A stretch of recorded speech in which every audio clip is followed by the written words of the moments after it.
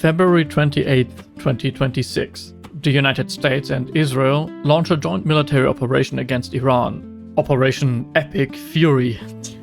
Of course, that is what they called it. Supreme Leader Ali Khamenei was killed in the opening salvo along with his senior IRGC commanders, nuclear scientists, and most of the regime's visible upper leadership. The stated objectives are to degrade the nuclear program, destroy ballistic missile capacities, and create conditions for regime change. 2.5 weeks in, and the regime has not yet really collapsed. Mojtaba Khamenei, the second son, a cleric with no established political base, has been installed as the new supreme leader. The IRGC is still firing, Iran has closed the Strait of Hormuz, oil is above $100 a barrel, and the International Energy Agency called it the largest supply disruption in the history of the global oil market. Meanwhile, Iranian drones and missiles have struck US bases across the region, around 27 of them according to the IRGC. Qatar's gas production halted after strikes on Qatari facilities, a ballistic missile entered Turkish airspace and was intercepted by NATO systems, and Saudi Arabia has been defending against projectiles landing in residential areas for about a week now. In Washington, the Trump administration's stated objectives for the war have, as one senator had put it after classified briefings, mostly focused on destroying lots of missiles, boat and drone factories, with no clear answer on what prevents Iran from rebuilding those capabilities and no plan articulated for opening the Strait of Hormuz. Meanwhile, Trump attended the return of remains of the US soldiers killed in the conflict, 13 at last count. This very image, however, the president who campaigned explicitly on no new wars, on bringing the boys back home, on America first, standing at Dover Air Force Base as flag-draped coffins are carried off a plane, deserves a moment of silence. Are you tired of winning yet, my American friends? Well, that's just not a minor political embarrassment, isn't it? This is what a broken promise looks like. Not like we are not used to looking at these, but we shouldn't be used to this. I kinda want to explain how we got here, however, what this means, and specifically what it means for us here in Europe. Before I get to everything else, I want to lay out the rational case, because it's real and probably, if I had to take a guess, it is the main reason why all of this is happening. Iran is one of the last significant economies that operates genuinely outside the financial architecture of America built after Bretton Woods. No SWIFT access, no petrodollar integration, oil is priced in bilateral deals and in yuan and in barter. Structurally, it's a permanent leak in the system of American dominance. Neutralizing Iran plugs this leak. The BRICS alternative architecture loses one of its most important non-aligned anchors right after Maduro was captured. China, which has been investing heavily in Iran's energy infrastructure, finds those investments destabilized. Russia, already tied down and already sanctioned, loses another significant partner. 3 threats to American dominance weakened in one move. Now, of course, there's the nuclear dimension to all of this, which is the stated casus belli. A nuclear-capable Iran is a genuine strategic problem for the region and arguably for the world. The June 2025 strikes, by most intelligence assessments, set the program back by but a few months to years, not permanently. Iran was already rebuilding it. But the February strikes went much further than that. Whether they finished the job is disputed. But the entire nuclear argument kinda runs into a problem that we have to look at later in the video. And of course, who would forget about that, there are the human rights, which is also kind of a real appeal, but let's be honest, this is only mentioned and talked about to make boomers happy. There is genuine horror happening constantly in the Middle East, in Yemen for example, but nobody really gives a shit about all of that. Still, the Islamic Republic killed somewhere upwards of 30,000 of its own citizens during the January 2026 protests, which is the largest uprising since the 1979 revolution. The regime deployed not just its own security forces but imported foreign militias to do the job. Protesters were shot with live ammunitions, doctors who treated the wounded were arrested, and the IRGC sent a 3-day ultimatum to everyone who had participated in the protests in any capacity, telling them to turn themselves in. The regime tortured and murdered its population without interruption for 47 years. That is quite tragic, as the Persian civilization predates Islam by millennia. The Persians are obviously not the same as the clerical operators that has ruled them since 1979. When the first strikes landed, Iranians were chanting "Death to Khamenei" from their windows and celebrating in the streets. Of course, the internet was cut and security forces opened fire on the celebrants, but at the same time we also see bold string of unity by those who believe in the Islamic Republic. So in short, the case for the operation is quite real. Strategic, nuclear, humanitarian, let's grant all of that. But Trump ran on a very specific thing. No new wars. Get out of the Middle East, America first. The people who believed him, the actual base, the ones who showed up at the rallies, many of them had family members who came back from Iraq and Afghanistan changed, or some who didn't come back at all. The anti-war instinct in that constituency is not just performative, it's personal. Vance, Hegseth, Tulsi Gabbard all directly served in the useless forever wars. These are people who understand what a new war in the Middle East means at a personal level. Yet, Trump just started one.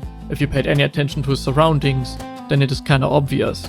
Trump says what is useful and does what is convenient. That is clear. But the specific question is rather why he broke this promise. This one in particular. The structural case for neutralizing Iran was always there. It was as true back then when Iraq was attacked. It is still as true in 2017 and just as much true in 2020. It did not suddenly become more compelling. What changed was the environment around this decision, as the same foreign policy intellectuals who brought you Iraq in 2003 are back. Lindsey Graham, a generally deranged warmonger, is calling for regime change in Iran and saying Iranians will need their oil reserves in the future, generously acknowledging that there will be a future, while the oil is currently burning from Israeli strikes. The neoconservative network that built the architecture of the Iraq war, the think tanks, the institutional relationships and the donor flows didn't really go away after 2003. They simply waited, and now they have, in this administration's and in Netanyahu's government, a constellation that is more aligned with their program than anything since the early Bush years. The people around Trump who pushed hardest for this, the people whose ideological framework made Iran the necessary next move, are not people whose names appear in Trump's campaign speeches about bringing the troops home. These are the very same people that are the Washington foreign policy class wearing different clothes, but representing the same thing. It's more like George W. Bush 2.0. It might be a different aesthetic, but it's kinda identical in architecture if you remove the hood. And of course not to forget the Israeli side. Here the picture is similarly clarifying. Benjamin Netanyahu's coalition government runs on the support of two parties that between them hold 20 seats. It is the balance of power in a 67-seat coalition. The national security minister is Itamar Ben-Gvir, leader of the Otzma Yehudit Jewish Power. It is a Zionist party whose ideology traces directly to a movement that is classified as a terrorist organization in the US. Ben-Gvir himself has been convicted multiple times for inciting racism and supporting terrorist organizations in Israel. He has claimed credit for personally delaying hostage deal negotiations and led Jewish prayers on the Temple Mount, a practice previously prohibited to avoid inflaming religious tensions, while Israeli police stood by and watched. His views on Arab citizens of Israel are not really subtle. Then there's of course the finance minister, Bezalel Smotrich, head of the religious Zionist party. He believes the West Bank, all of it, is the biblical land of Israel and has dedicated his career to the settlement project. When settler vigilantes rampaged through the West Bank town of Huwara, Smotrich said Israel should wipe it off the map. He has formulated operational plans for applying sovereignty over the occupied West Bank. The UK, Canada, Australia, New Zealand, Norway, Slovenia, Spain and the Netherlands have all sanctioned one or both of them for inciting extremist violence. When those sanctions were announced, the US Secretary of State Marco Rubio, whose entire political career was funded largely by Sheldon Adelson, issued a statement defending them. These are the people holding the balance of power in the Israeli government that is currently at war alongside the United States. Maybe fringe figures, but yet coalition pivots. The government runs on their support.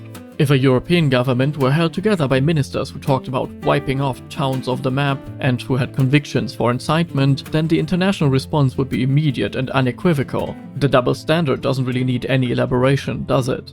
Now, I said that Rubio's career was funded largely by Sheldon Adelson, but let's pull on this thread a bit further, shall we? Because it connects the Knesset ethno-nationalists to Washington in a way that is more direct than people usually like to acknowledge. Sheldon Adelson, a casino billionaire, died in 2021. He was the single largest donor in the history of American Republican politics. His politics were explicitly and maximally pro-Israel, in the expansionist sense. His widow, Miriam, continues the funding infrastructure, including significant donations to AIPAC and related networks in the 2024 cycle. Rubio is the Secretary of State when Ben-Gvir and Smotrich were sanctioned by half of Europe. Rubio defended them. The line from donor orientation to foreign policy output is not very long.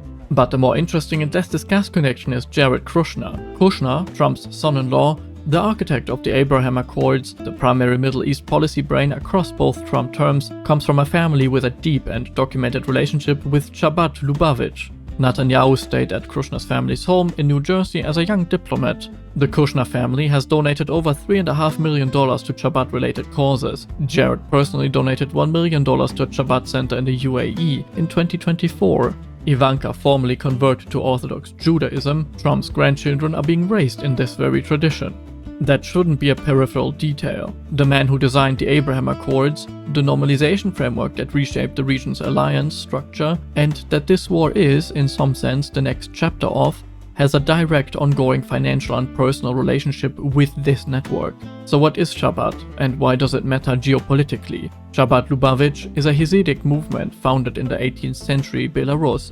It is today one of the most geographically distributed Jewish organizations in the world, present in nearly every country, with an outreach model specifically targeting the professional class in finance, law and politics. Its most influential modern leader was Menachem Mendel Schneerson, who died in 1994, and who transformed it from a Hasidic dynasty into a global institutional network.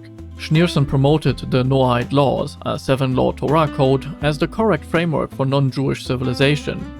Under this very framework, Christianity is classified as false worship. Congress has passed multiple resolutions symbolically endorsing Schneerson's legacy and the Noahide framework. This would just be an interesting footnote in the history of American religious politics, but it becomes much more than just a footnote when you note that a significant faction of Chabad holds a messianic theology in which the sequence toward the end of history requires the ingathering of Jews to Israel, the rebuilding of the temple in Jerusalem, and the arrival of the Moshiach. Schneerson died in 1994. The Mashiachist faction believes he will return.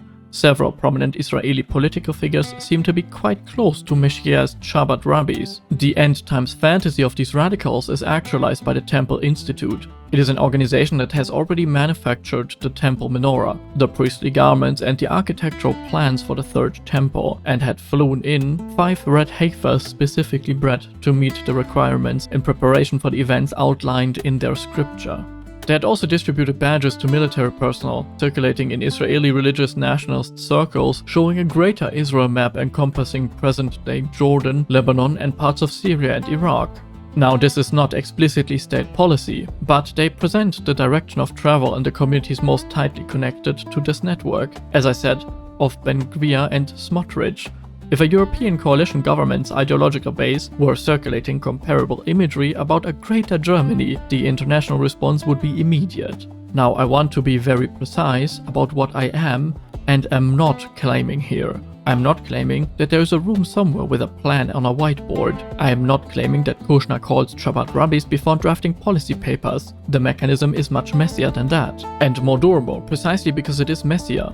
It is selection. Donors with a specific ideological and theological orientation fund candidates with compatible views, Rubio, Hegseth and Trump, etc. Those candidates hire staff with compatible views. Those staff shape the institutional environment in which decisions are made. Policy emerges naturally from that reflects those orientations without anyone needing to issue specific instructions. Money selects for ideology. Ideology then shapes personnel, and personnel shapes policy. The machine runs on aligned incentives and not just coordination meetings. What makes this particular configuration notable is the convergence of interests. The Knesset ethno-nationalists who hold Netanyahu's coalition together, the Chabad-adjacent donor networks that flow through the Republican Party and specifically through the people closest to Trump on the Middle East policy, and the Christian dispensationalist evangelical base that provides the domestic political incentive. All of them have, for different theological and ideological reasons, a stake in the same set of outcomes: Israeli territorial expansion, and the weakening of anything standing between the current map and the biblical one, the removal of Iran as a regional counterweight, for example. It is also noteworthy to point out that Dershowitz and Kushner are pretty close, and Dershowitz is directly connected to the Epstein files, so it is rather ambiguous whether or not there might be some compromising evidence in the room that forces some of these decisions along.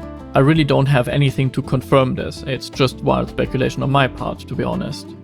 It's noteworthy that all of these are not necessarily from the same faction, they don't share the same endgame. In fact, the Christian and Jewish theological endgames are flatly incompatible, which we will get to, but at steps 1 through 4, they are pulling in the same direction. I would put the influence of all of this at around 30%. 70% will be the Realpolitik we have discussed in the beginning. I think a lot of these fundamentalist ideals are likely not fundamental to the decision-making process, but the sort of people that are acting, like Hexeth, do not really need a lot of nudging to start doing their part.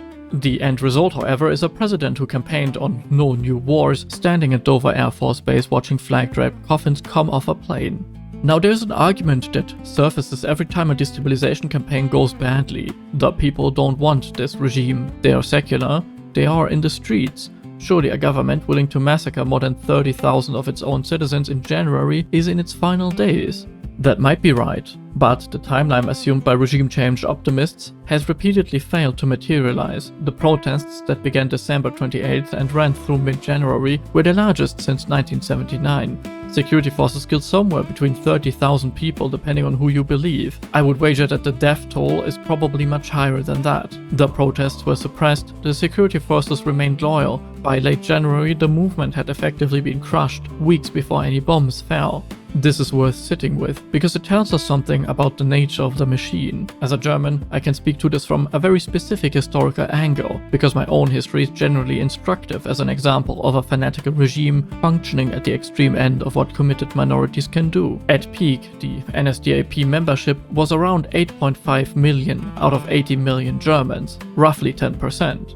That is 1 in 10, and not really a majority, not even close to a majority. Children in the Hitler Youth, men in the SA and the SS, the party apparatus and the vast passive majority around them, unable to organize effective resistance. The war ended with 14-year-old boys defending burning Berlin. The Volkssturm mobilized everyone in the ruins of a clearly lost war. 1 in 10 committed true believers, control of instruments of violence, and sufficient social atomization in the rest. That was enough to run the machine until total external defeat, occupation, institutional dismantling, and years of reconstruction made this regime impossible. Let's apply this frame to Iran, shall we? The IRGC has approximately 190,000 active personnel. The Basiji paramilitary, the ideological enforcement arm, the people who were doing the shooting in January, has a core of roughly 600,000 full-time members with a much larger reserve.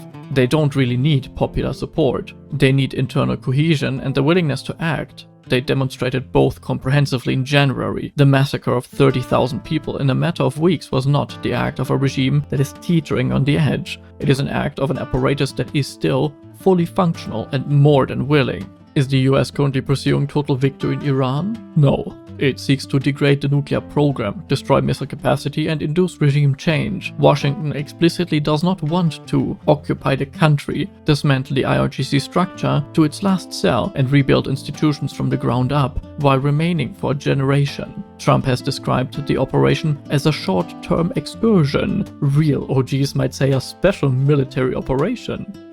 Senate Democrats, after classified briefings, report no clear endgame, however, and no plan to reopen the Strait of Hormuz, which means the Iranian regime likely will still be there when the operation concludes, weakened, degraded, but still there, with a new supreme leader who, whatever his limitations, is currently benefiting from every civilian casualty and every bombed hospital as a legitimizing narrative to unite the people that were on the fence, let alone his close family and his own injuries, if he is still alive even.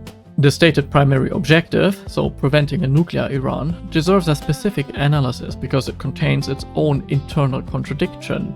See, the June 2025 strikes set the nuclear program back. Intelligence assessments said months to years, but not permanently. Iran was already rebuilding. The February 2026 strikes went significantly further than that, targeting scientists, facilities, and the infrastructure at a level not yet seen before. The Trump administration called it obliteration. Intelligence assessments are less confident about that, however.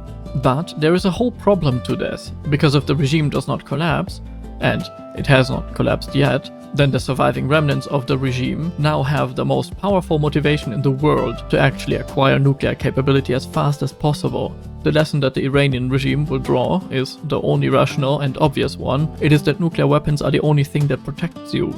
And if the campaign produces not just regime change, but a fragmented, failing state, which the evidence increasingly suggests is the more likely outcome, then you have nuclear material, nuclear scientists, and nuclear infrastructure remnants scattered across a country in civil war, with no or limited functioning central authority to control it. A dirty bomb is not a theoretical risk in that scenario, it's kind of a predictable consequence.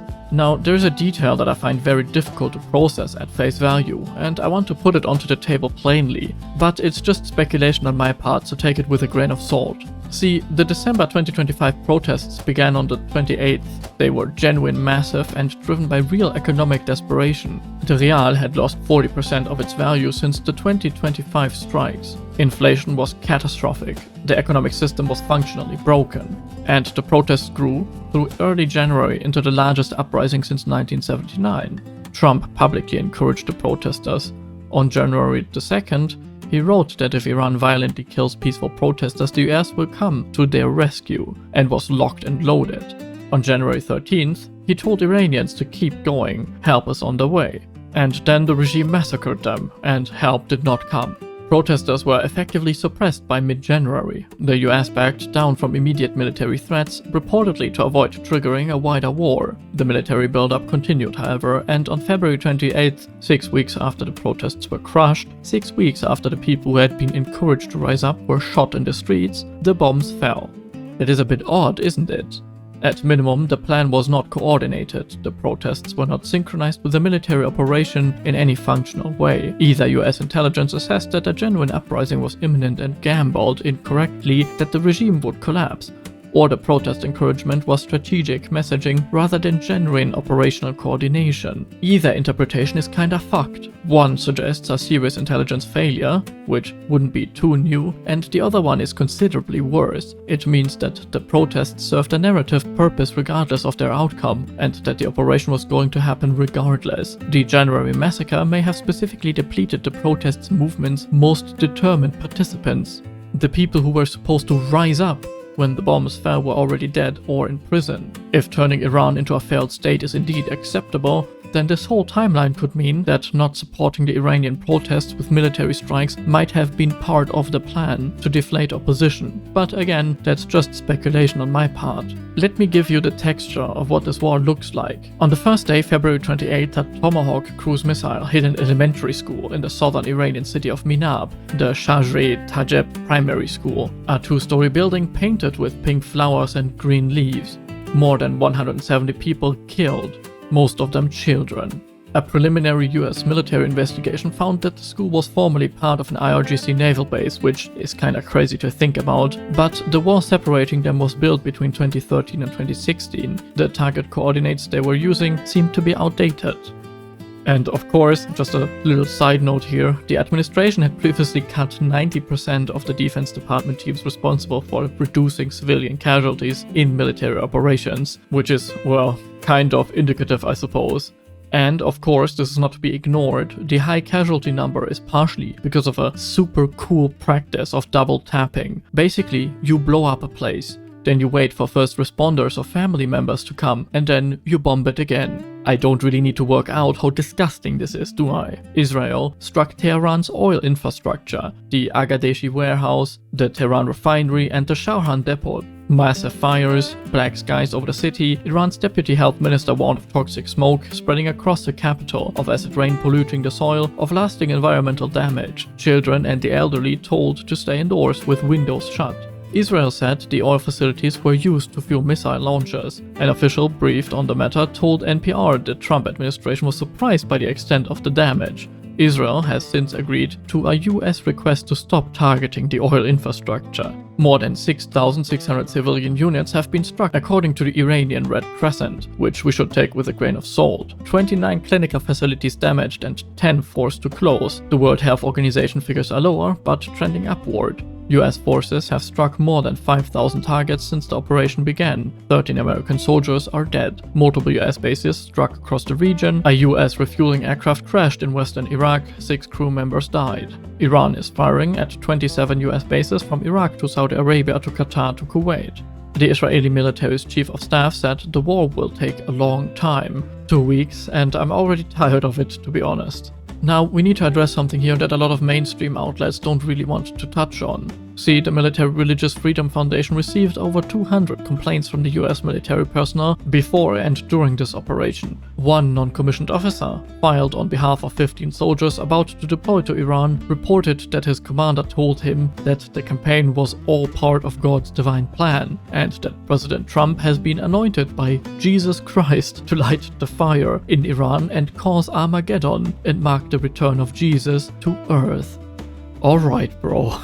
Now, this already sounds pretty retarded, but there are 200 more complaints like this one. This is one data point, but it sits alongside many others. See, Pete Hegseth, the Secretary of Defense, has a Jerusalem cross tattooed on his chest, the emblem of the Crusader Kingdom of Jerusalem, Deus Vult. Now, as a European, this makes me cringe in a very special way. The First Crusade in particular was responding to real aggression, but a former Fox News host wearing the Jerusalem cross while directing the world's largest military into a Middle Eastern war like this is a specific kind of image that deserves to be named for what it is, and it is cringe. The broader theological framework behind this delusion is Christian dispensationalism, a 19th century American innovation in which the preconditions for Christ's return include Israel's restoration and the rebuilding of the temple in Jerusalem.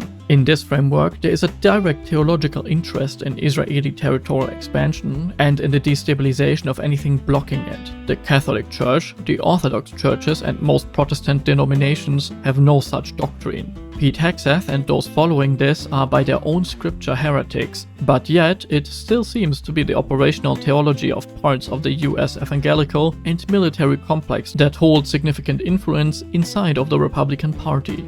Of course, on the Israeli side, there's Ben Gvir, who led the Jewish prayer on the Temple Mount, the site of the Al-Aqsa Mosque, while Israeli police guarded him. Smotrich's entire political project is literally the annexation of the West Bank as a biblical territory to Israel, and the Temple Institute, an Israeli organization, has manufactured a temple menorah, priestly garments, and training programs for the priestly class in temple rituals, all in preparation for the Third Temple. 5 red heifers were specifically bred and flown from Texas to Israel to meet the ritual requirements for temple service. All of this sounds genuinely insane, and yet these are physical objects and real logistical operations. None of this is hidden at all. The Temple Institute has a website. It's literally their fucking name, okay? The heifers were reported in mainstream Israeli media. The military badges that they were circulating in certain Israeli religious nationalist circles shows a Greater Israel map encompassing current Jordan, Lebanon, and parts of Syria and Iraq. These are not state policy, but they represent a spirit, a direction, a theological aspiration that the current government's coalition partners have made no effort to distance themselves from. In fact, they actively endorse it.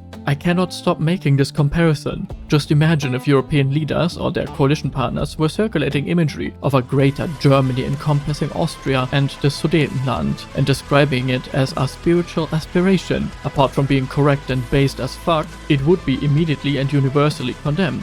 The fact that the comparable imagery of the other side is simply noted and moved past tells you something specific about the current cultural architecture of what is and is not discussable.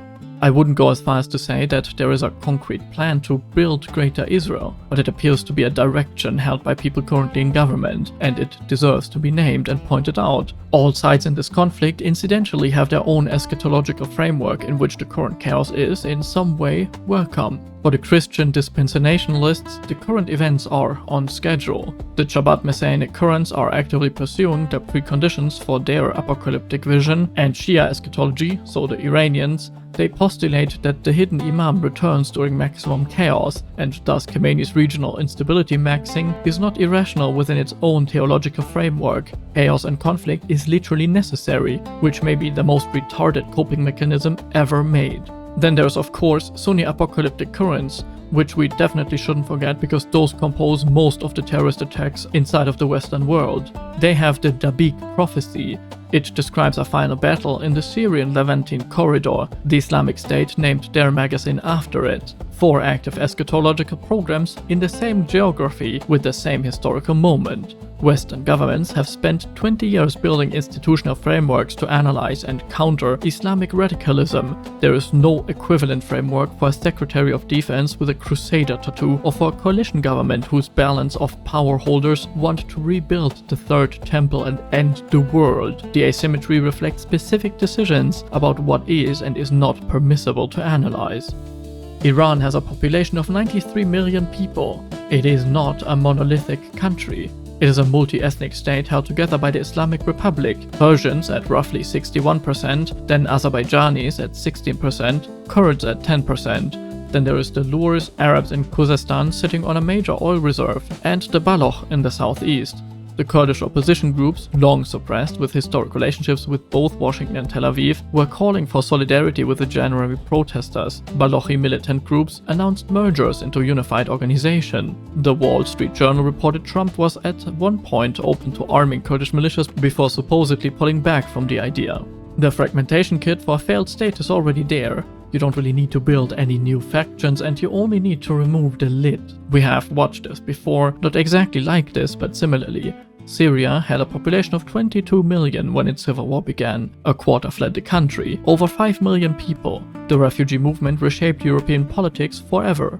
It directly contributed to Brexit. The AfD, the Sweden Democrats, the Front National, every major European right-wing party, all of them stand for one single idea: that your government cannot protect you from things that you had no influence over. Iran's population is 4 times the size of Syria's at the start of its civil war. Now, the EU Asylum Agency already warned in writing before this war began that even 10% displacement from Iran would generate refugee flows of unprecedented magnitude.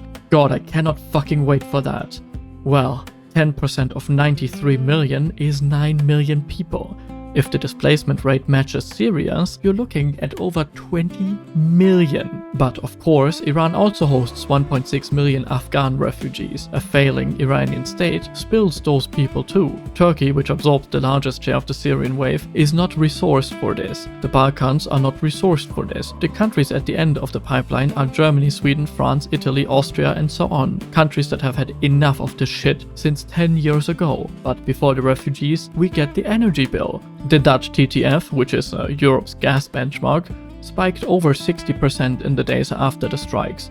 Europe's gas storage was already at the lowest levels in years. Man, I really wonder why that is the case.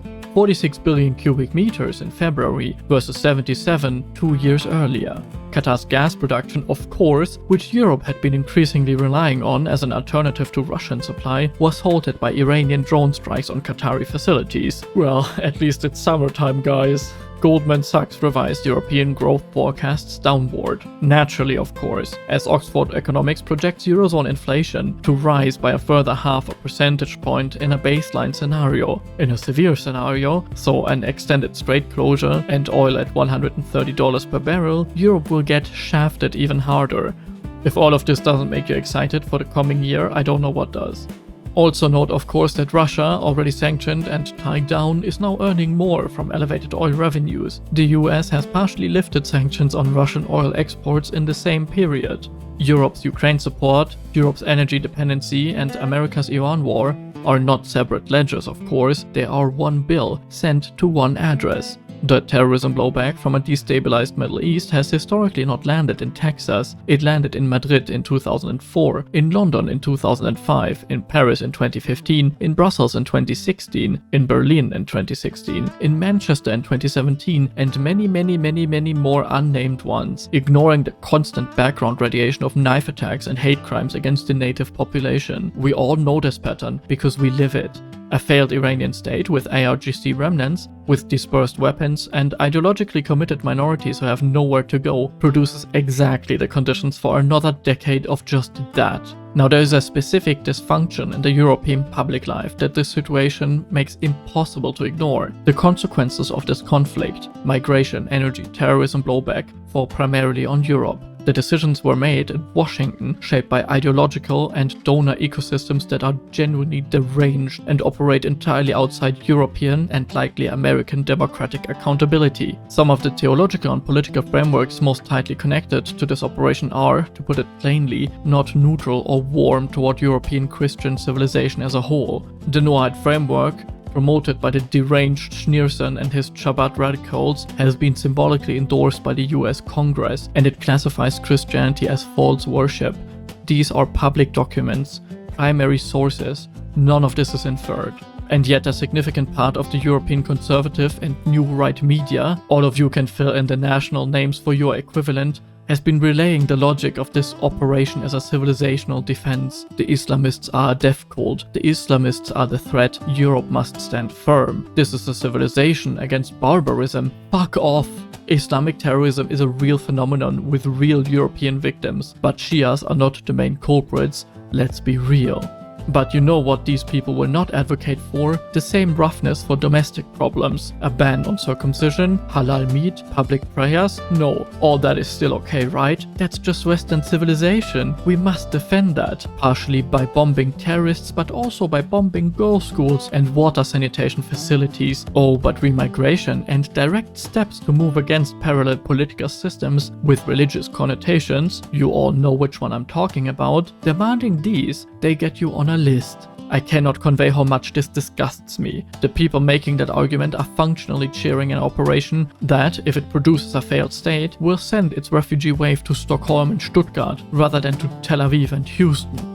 All of these networks are supporting a foreign policy shaped by theological and ethno-nationalist frameworks that in their stated long-term visions do not feature a sovereign Christian European civilization as a desirable outcome, not by inference but explicitly in their primary texts, and yet they are advocating for this war while presenting themselves as the serious European patriots in the room. My disgust for you spineless castrati is immeasurable. You are not defending Europe. You are being a useful instrument in someone else's program while calling it cultural defense of values that you yourself would never impose on the people here. The reason all of this goes unsaid is the guilt corridor, the mechanism by which certain observations require so many qualifications before they can ever be expressed that most people do not bother expressing them at all. I understand why this corridor exists, but I don't care anymore. This corridor is being actively used to insulate certain interests and frameworks from the normal scrutiny that everything else receives and has to receive. You can barely analyze Islamic eschatological radicalism, and you cannot analyze the comparable dynamics on the other side of the Middle Eastern coin. The asymmetry is producing real policy consequences in real time and landing on real European populations who had nothing to do with it or any say in it. None of this is a historical guilt problem, it is a present tense political problem, and it has to be solved. There is an old story. A Roman farmer in Gaul, roughly 40 AD, tilling his field. He hears the sound of a legion on the march, thousands of soldiers headed west. He watches bewildered as they march to the beach. Once there, they attack the water with their spears and collect seashells. As they return victorious with their spoils of war against Neptune, the farmer just stood there. As it turns out, the Emperor Caligula had declared war on Poseidon, as documented by Suetonius. The farmer, holding his hoe, watching the most powerful military force in the known world fight the ocean, just waited until they left. Then went back to his field, as the field was his, and the Emperor's war with the ocean was not his war. I have been thinking about this farmer a lot lately, because there is a version of this video that ends with that image. Look at what is happening, observe the madness from a safe philosophical distance, and then go back to your field. But we cannot go back to our field, not really. The field is receiving the consequences whether we choose them or not. The refugees do not stop at the border of people who didn't vote for the decision that produced them. The energy prices do not distinguish between citizens of consenting and non-consenting nations. The terrorism risk does not check the opinion polls. And here's what I think is the deeper problem for those of us who call ourselves traditionalists or identitarians or whatever word you prefer to stick on me. We are not even entirely sure where the field is anymore. The European identity that I and many people watching this care about emotionally, the specific civilizational inheritance, the landscapes, the languages, the particular way of being in a place that runs through all of it. This identity has been under pressure for decades from the very dynamics this war is about to accelerate. The migration debates that preoccupy every European election are not abstract policy questions unless you live in a very wealthy place. They are the lived experience of watching your own story be written by hands that are not ours. And the war in Iran, whatever its outcome, is going to accelerate those dynamics even further, not just marginally, but substantially. It seems likely that it is going to produce another wave that will land where the last wave landed. It is going to produce another decade of the same political argument, the same incapacity, the same gap between the scale of the problem and the willingness of the institutional class to name and fix it. I am a traditionalist.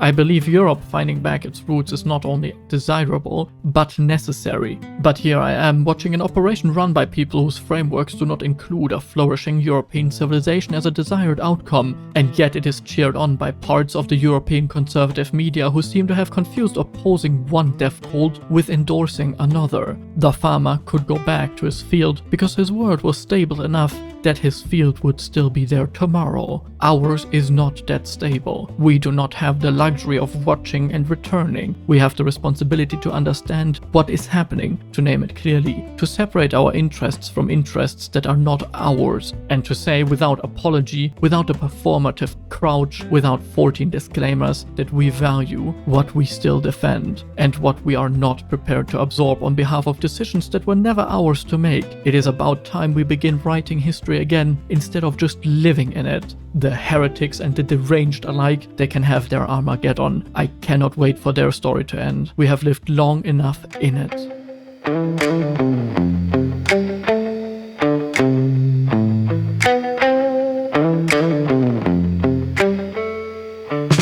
Psychic spies from Israel try to steal your mind's elation, and little men from Brooklyn dream a silver screen quotation. And if you want these kind of dreams, it's Golemification.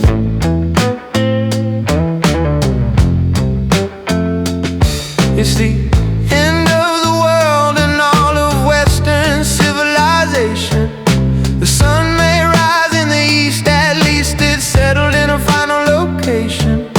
It's understood that Hollywood sells Golemification.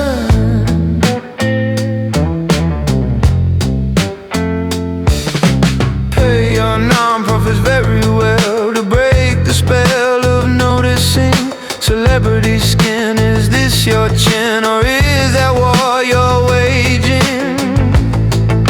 Chosen unicorn, hardcore soft porn. Dream of Golemification. Dream of Golemification. Dream of Golemification. Dream of Golemification. Marry me, Ben, be my ferry to the world, be my very own constellation. A teenage bride with a baby inside, visiting your ranch in Texas. And buy me a star on the boulevard, it's Golemification.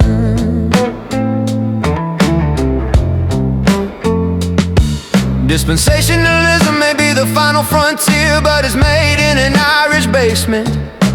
Benville, can you hear the spheres singing songs off station to station? And Ian Sof is not far away, it's Golemification.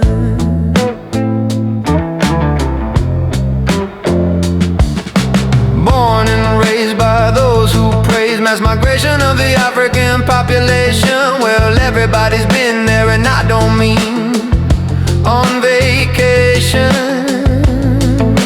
Chosen unicorn, hardcore soft porn. Dream of Golemification. Dream of Golemification. Dream of Golemification. Dream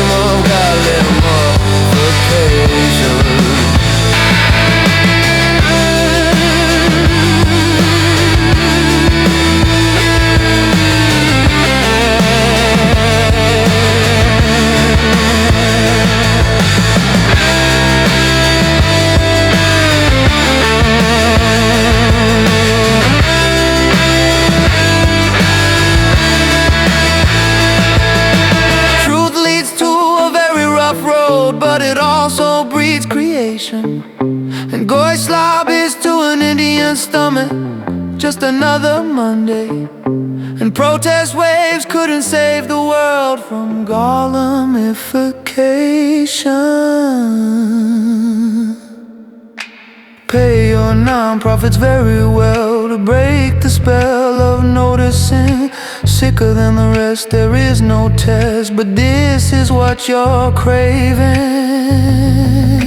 Chosen unicorn, hardcore soft porn. Dream of Golemification. Dream of Golemification.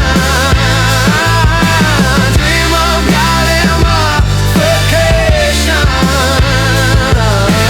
Dream of Golemification.